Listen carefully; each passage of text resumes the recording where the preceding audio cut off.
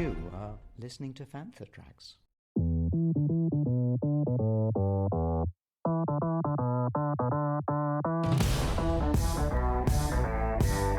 You're listening to Fantha Tracks.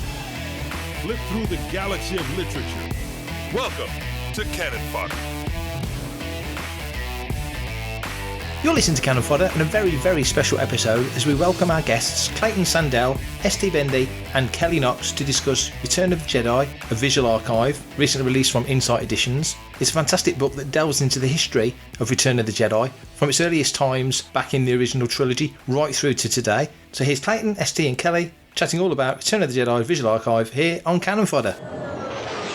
Okay, so we're here to talk about Return of the Jedi, a visual guide. I could do an introduction for all of you, but I would much rather go around the room and let you introduce yourselves, because I'll just big you up in a way that you can't, and you're just much better at doing it yourselves. So I would say I'll start clockwise, but I bet you've all got different video screens to me. So I'll start with you, Clayton. Introduce yourself and tell me who you are and what you do. Hey, Mark. I'm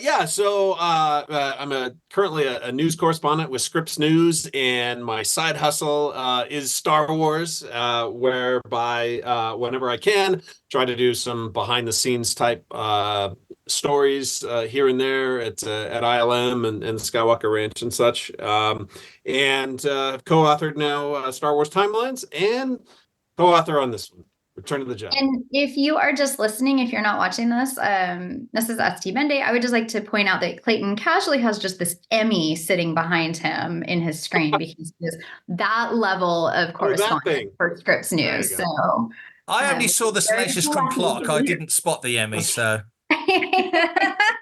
They're both in a position of honor there, the clock and the Emmy. St, tell us about yourself. I'm St. Bende. I write Disney things, so I get to do a lot of Star Wars. I'm very lucky. Some Marvel, some Pixar, some Jim Henson Company. I have done fiction. I have done cookbooks, and I am super excited to get to be on this book with Emmy Award-winning Clayton Sandell and dad jokes hero Kelly Knox. Wonderful. That explains the biscuit conversation we had earlier. It makes all the sense now. Kelly, tell everybody who you are, as if people don't already know. Oh, my goodness. I'm Kelly Knox. I'm a writer with StarWars.com.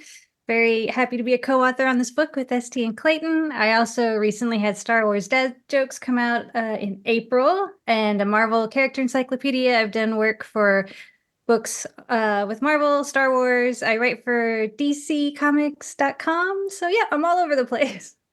Got all the franchises represented here. I'm trying to collect them all. A lot of fandom, Kelly. This is good. This is very good. Just to say, just in case you will, I've got it as well. It's lovely.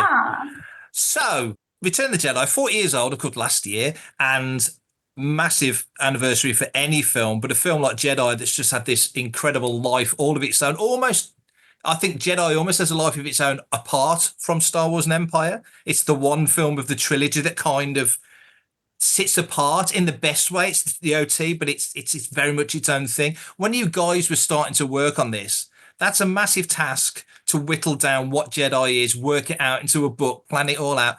Where did you start? I'll start with you, St. Where do you guys even start with trying to give flowers to Return of the Jedi? I love that, the right flowers.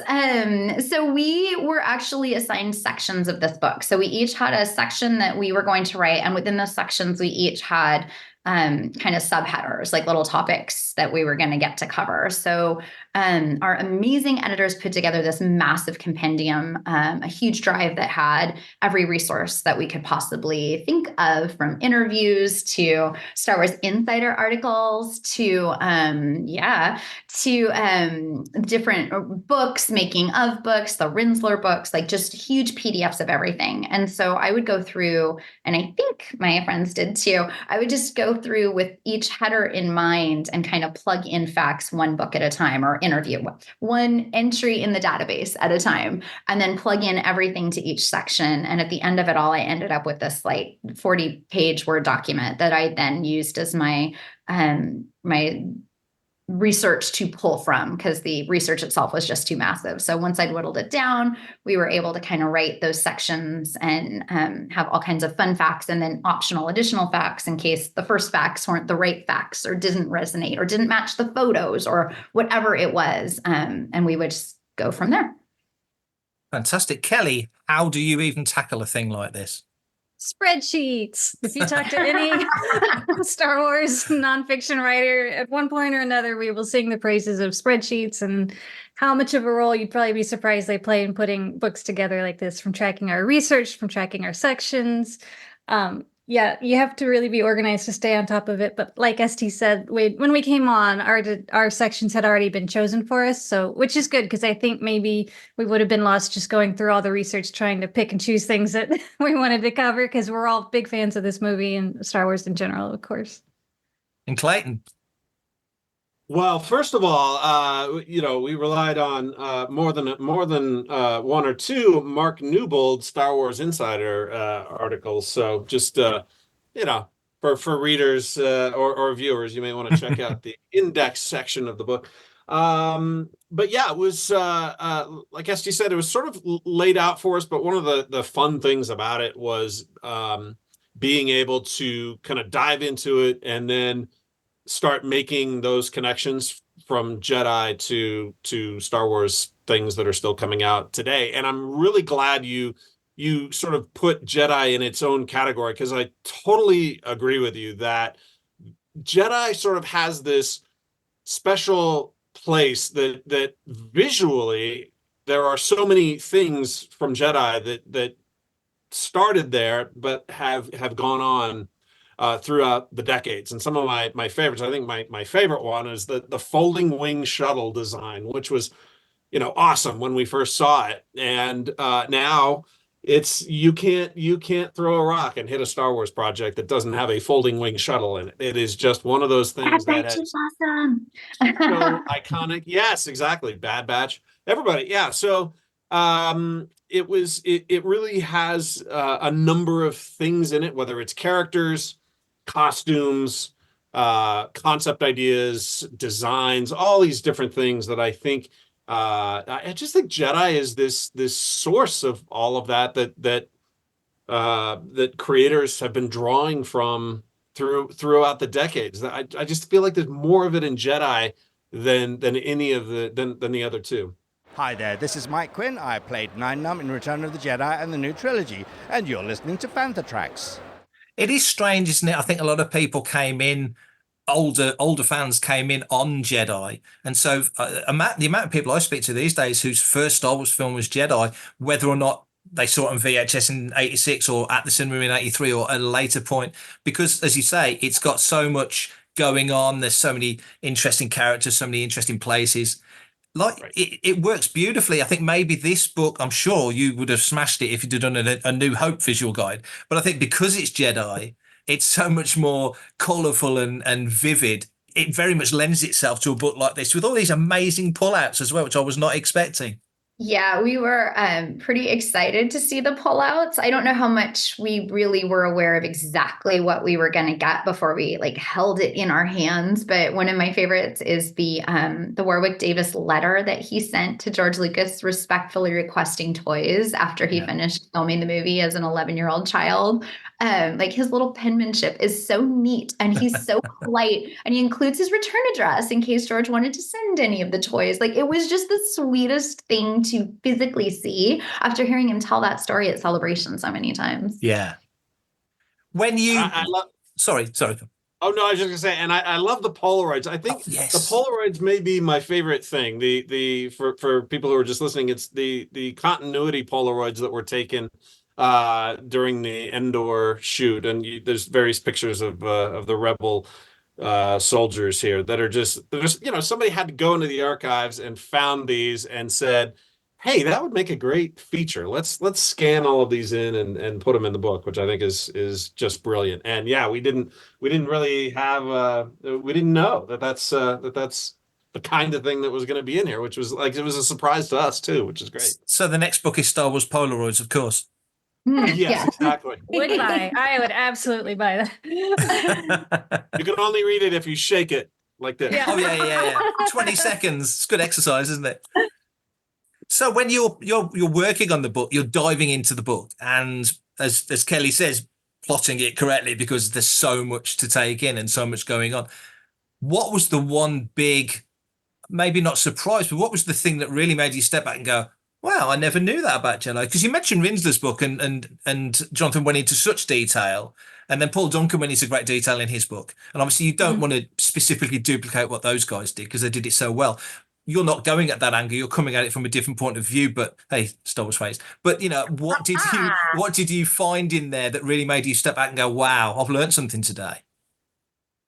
For me, it was seeing how playful everybody was on the set and really making it this fun family environment. Because Star Wars for me is about found family. And we were talking a little bit earlier about Rebels being, one of my personal favorites. And that one really encapsulates so much of what I love about the found family in Star Wars. But realizing how much fun this group of people had together on set really made it clear it was a family on set too. And the Ewok extras in particular were exceedingly playful. They would have water balloon fights with the unsuspecting actors and crew who were eating their lunch. They would hide from the person that was supposed to be wrangling them to where they needed to be on the set. Like they would just really embody this joyful spirit that kept it really fun on Endor, that shoot. Kelly, what was it for you? In general, for the book as a whole, the most surprising thing to me was at the time, we thought that was the end. Like, this is it. There's no more Star Wars. But now when we put together a book like this and we look back, Return of the Jedi really was the beginning for a lot of things that we know now in things like The Mandalorian and Book of Boba Fett, which is, explored through this book, which I think sets it apart from the amazing Star Wars archives that you mentioned and Rindler's making of book. Personally, my favorite discovery while I was researching was the story of Nine Numb's voice, who was he was an intern working for Ben Burt, and Ben Burt got him to he was an exchange student, so Ben Burt got him to record his voice in his native dialect. And then when Force Awakens came around, they actually had no idea where this guy was. They knew he'd gone back home, but it was really important to J.J. Abrams to get the same voice back for Nine Numb. And so there was this whole long process they went through of going through their old notes and looking for him and finally finding him and getting him to come back, and just tracking that story, which I'd had no idea about, like really stuck with me personally. So yeah, there's on almost every page, I think there's a little bitty thing that you'll read that will just kind of take you back for a second in that sort of in that same sort of spirit. And Clayton's for you. It was for me. I think it was the just sort of getting to deep dive into some of the story, like the story conference that George held back in. I guess whenever they were writing the script, I'm blanking on the date, 81 or 82. 81, I think, yeah. 81. And what I loved about that was that it was a planning conference, a story conference for Jedi. But what you get when you read through that story conference, you realize how Jedi was, in George's mind, not an end, but it really, in his mind, was the beginning. Because in that story conference, as you know, he lays out basically the entire narrative backbone for the entire prequel trilogy. Yeah. And I think that when you see that and you read that, and we talk about it in this book, when you see that, it for me, when we got to really dive back into that, it really just goes to show how thought out this entire arc was in George's mind. That the prequels, despite what you thought of them when they came out, they really were the stories that George wanted to tell in the way he wanted to tell them. And the fact that it all kind of originated with a story conference for Jedi many years earlier, I just thought was really cool. I did an interview with a British comedy actor from a show called The Fast Show. I don't know if you guys know The Fast Show, a guy called John Thompson, and he's a big Star Wars fan. So I was on a quiz show with him years ago on Radio 4, and we kept in touch. And I said, will you come on the podcast someday? He was on Mastermind. It's a quiz show over here. He was on Mastermind. Star Wars was his subject. So he didn't do very well. So I managed to get him on the podcast. And we were just chit-chatting, and he mentioned the whole Vader falling into the pit of lava thing. And just in the flow of the conversation, I just said, You realise if you read that original novel from November 76, that the very first thing you read about is basically a summary of the Clone Wars. You read about Anakin and Vader and Palpatine before you ever read about Han, Luke and Leia. So it is, as you say, that story conference is fascinating in that it's seeding all this other stuff that now we're into eras. And we've got the Acolyte coming, that's a new era, and High Republic's another era. Everything's a start, everything's a middle, and everything's an end, but it all links together. So it's fascinating you word it like that it is a beginning, even though for us as kids at the time, it was an end. Yeah, we thought it was done. Yeah. Dark Times is what we all called it, right? The Dark Times of no Star Wars. Unless you were playing West End Games Star Wars roleplay, then it was very, very busy. But that's another podcast. That's another podcast. This book is beautifully designed, and it's a gorgeous cover. It's so well put together, and we've mentioned the pullouts and all the extra additional stuff, which you guys maybe weren't quite expecting it to be so lavish. And when I opened it up, I certainly didn't. So of those pullouts and bits, you mentioned the Polaroids and some of the other bits, but were there any other things that really struck you as like, wow, that is so cool? Because I'm flicking through it now, and wow, Return of the Jedi Colgate toothpaste from Spain. I mean, who doesn't want that? I really love the gatefold, the open pages with Ralph McQuarrie's concept art. That's just gorgeous, I feel like. And I love the sticker. I can't find it right now. Clayton, you pulled it up, I think. Oh yeah, there's a Creature Shop logo, ILM Creature Shop logo, and which is actually in the book. It's a sticker. So if you really want to take it out and stick it on something, you can do that. The Creature Shop crew, which is pretty fun. Yes. But yeah, and there was one. A letter too. Adorable Warwick Davis letter with his perfect penmanship. Cursive. They don't even think they teach cursive anymore. It's a type of font now. Yeah. A lot of fun foldouts. I'll make another Bad Batch reference here because Ralph McQuarrie, the twin, originally they were going to have 2 Death Stars in Return of the Jedi. And if you watched the Bad Batch recently, you saw a space station that looked very, very similar to that. And it just kind of goes to show you a good idea never gets cast aside. It always gets reused, which, another thing was that originally there was supposed to be this city planet in Return of the Jedi that got cut from the script. Ralph McQuarrie did a lot of concept art on it. Had Abaddon, was it? Had Abaddon. Yep. Had Abaddon. So Ralph did a whole bunch of concept artwork that looks remarkably like Coruscant, maybe not surprisingly. So, another bit of the Jedi legacy that shows up again in the Phantom Menace. And in fact, Doug Chiang said, I didn't really do much design work on Coruscant because Ralph had already done so much great work in that area. So there you go. For everything in one location, daily news, reviews, interviews, podcasts, video, and social media feeds, bookmark fanthatracks.com for Star Wars news 24/7, 365. When you finish a book like this, you guys are working as a team with obviously very highly skilled editors and all the other stuff that goes together, design and such, and you finish it and it makes that nice sound that good books make when you pat them lovingly. You're all writers, so obviously you want to write more, but is there a film that if you were given the plum choice of, you can do this again, guys, but it'll be for Star Wars episode blah blah blah blah blah or whatever, individually, which ones would you like to go for? And it's not a loaded question. It's genuinely me asking as a curious person. Well, Kelly, which one will you go for? Go on, Kelly. Go on. She's pulling her face. I need to know. What is it? Well, you said films, so I'll pick 2. And A New Hope, which would definitely not be. That would probably be the most difficult one because goodness knows they did never expect it to be so popular. So Return of the Jedi, had a whole bunch of making of documentaries and interviews, but I cannot even imagine where you'd even start with A New Hope. And the other one, because we're in the middle of the 25th anniversary, is The Phantom Menace. That's one of my favorites. And again, we're, like Return of the Jedi, they kind of knew what was going to happen. So they had, saved a lot of behind the scenes stuff and made videos and documentaries. So there would be a lot of fun stuff to dive into there. Clayton. I'm going to say The Empire Strikes Back. It was just, it's my favorite. It's my favorite. Always will be. And also, from a visual standpoint, it's just, cool because of the locations. You know, you have Hoth, you have Dagobah, you have Cloud City. So there's a lot to dive into there. So yeah, I think if I had my druthers, I would love to do an Empire one. Just to say, I was in Finster in February. Oh my gosh, I've been there too. Yeah, and they do an annual thing at the hotel where the cast stayed, the Finch 122 hotel where the cast stayed back in the day. My goodness.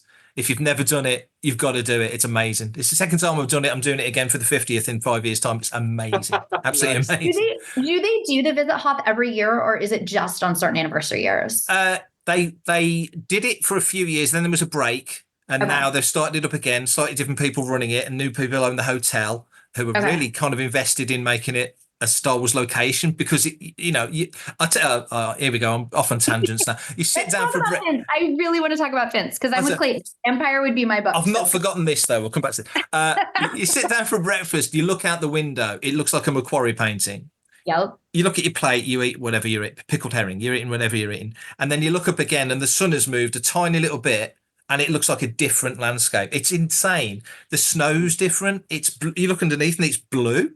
It's the weirdest thing. So yeah, it's phenomenal. And if you've got the energy, which I did 6 years ago when we went, because we went up on husky dogs, but this time we had to go up on basically tennis rackets, and I wasn't up for that.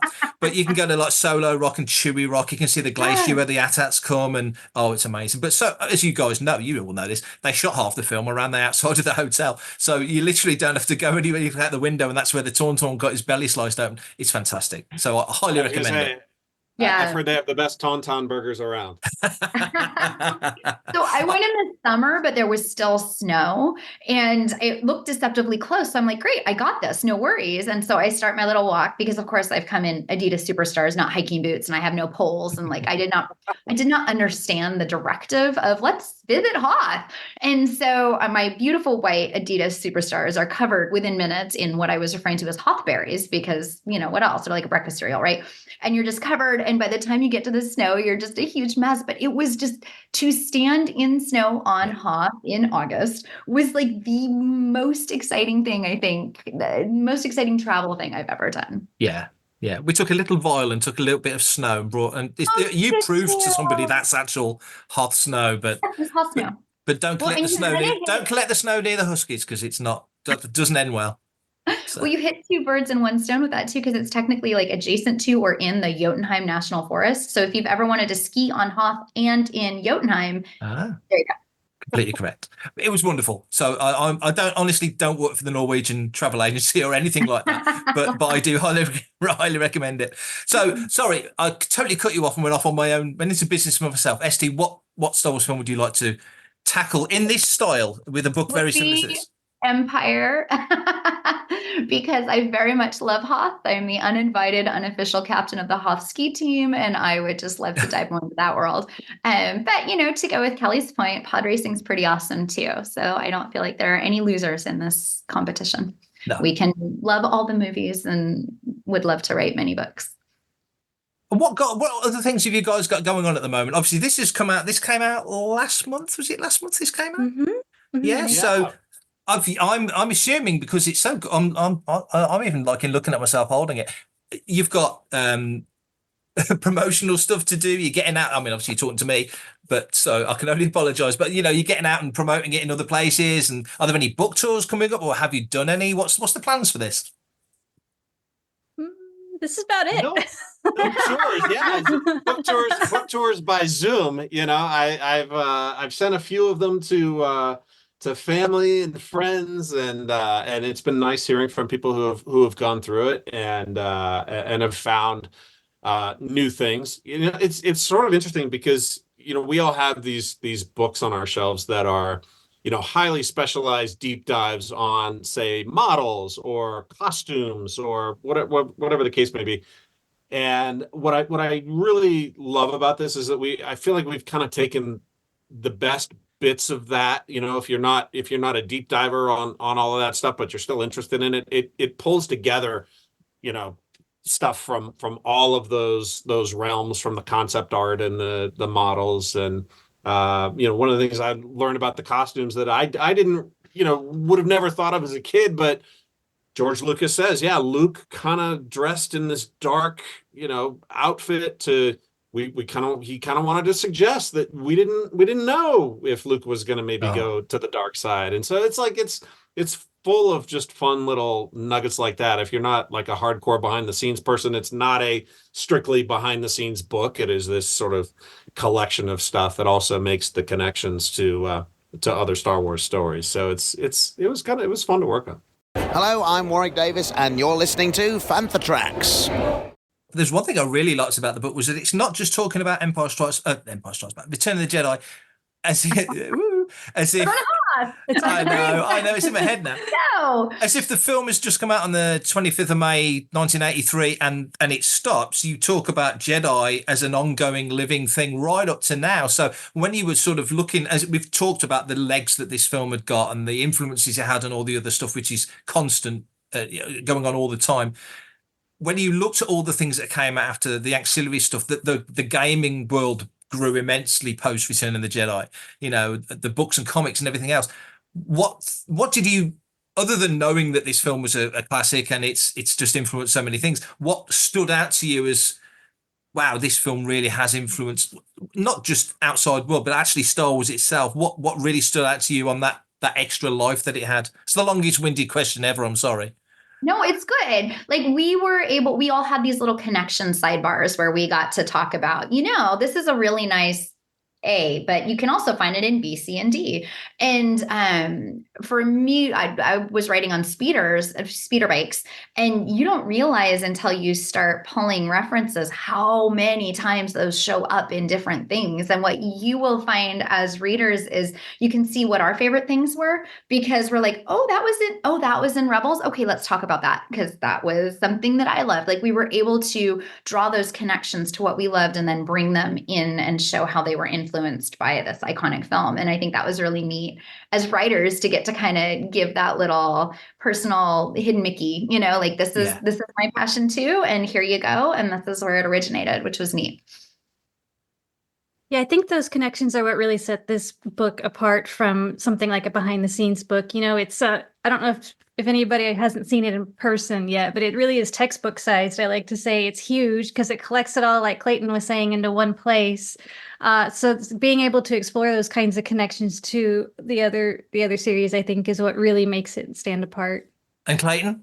There was just so many things that not just specific designs that we talked about the shuttles, but also like things like the speeder bikes. That was a thing that was such an iconic sequence in the film that I just loved, and now they're everywhere. But also relatively minor rancors. Yeah. You're everywhere, right? We got one of those in the Bad Batch too. You got a rancor in the Bad Batch. The Bad Batch just stole everything basically from Jedi. But yeah, there's just so many things like that, and also characters as well. And one of my favorites is Mon Mothma. I mean, the legacy that Jedi started with Mon Mothma that now has continues to go on. I mean, that still hasn't ended. So I think that one was one of my favorites. Her character and how that scene, which was so short, her monologue was so short, it was under a minute, but has had such impact that can't get rid of her now. So before we wrap this up, you guys, what have you all got going on now outside of this book in your professional lives? Have you got any holidays booked? I mean, tell me everything. What have you guys got going on? I'll start with you, Esty. Oh, okay. I have to quickly filter what I'm allowed to talk about. I have 2 mini books coming out this year. There is a mini book of X-Men and a mini book of Disney princesses, because variety. I've got 3 cookbooks coming out in the fall. I do the flavor text. I do not do the recipes. So there is a Marvel cookbook, a Pixar cookbook, and the Frozen cookbook. I'm so excited about that one.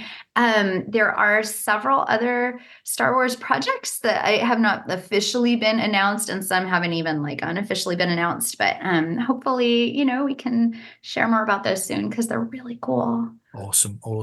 Clayton, There are a couple of Star Wars projects that I really hope to be able to talk about soon. Other than that, just I'm kind of looking forward to getting. I'm thinking of getting a Star Wars tattoo.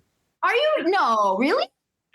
Yeah. So I may be doing that in the next few days. I may not hit it by the 24th tomorrow, but Like, What are this you? weekend. We'll see. Are you comfortable sharing what you're considering to commemorate that? we have like fandom? 50 Yeah, so I questions wish for you I now, had it Clayton. in front of So me, many but questions. basically, I love that design. That's basically a yin yang design with the Rebel logo on one side and the Imperial logo on the other. Maybe right on the forearm here. So we'll see. But Press the back. Do the whole back, Clayton. Yeah. Yeah. I'll send you a picture later of my Star Wars tattoo. It's very cool. Excellent. All right, yeah, as an Empire fan, you'll like it. So yeah, and also looking forward to diving into Acolyte too. I'm excited. Yes. I've heard a lot about it. I'm very excited to see it. and Kelly, You can still find me writing for StarWars.com. And in April, I had this come out along with Star Wars Dad Jokes and an updated edition of the Marvel Studios Character Encyclopedia. As you can guess, since all 3 books came out the same month, I did work on all 3 books at the exact same time. So it would be like Return of the Jedi morning and Dad Jokes afternoon. Wow. And then, but I got it. I got through it all. So, and then at the end of this year in the fall is the updated Star Wars encyclopedia that I got to be part of the team on for that one. And hopefully more information about that will be coming out soon. And I think that's all that's been announced. So, yep. so you're all very busy people. So I'm uber grateful that you gave me half an hour of your time to talk about this wonderful book. I'm going to have another read through it. Well done, everyone. When you've all got your new books out, we'll have to get you all on either individually or together because this has been fun. Well, Thank and you so much. Anytime. like all of the work that you did that went into so much of the research that we did. So thank you for all of the articles that you wrote that we were able to pull from. Like truly, we appreciate it. Thank you, thank you, thank you.